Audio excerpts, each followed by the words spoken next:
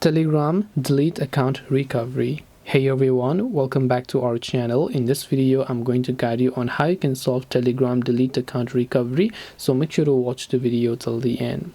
If your Telegram account is deleted and you're trying to recover that particular account, can you recover it? Well, the answer is both yes and no, because it depends upon how long. If it is only been like 3 days or maybe 1 week since you tried to delete your account, in that case your account is only temporarily deactivated and it's not completely deleted.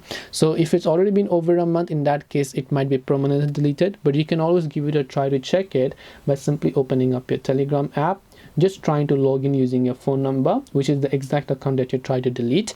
Then once you've done that, just hit the arrow button. It will send the verification code, and once you verify the code, you'll be able to go ahead and then basically recover your deleted account.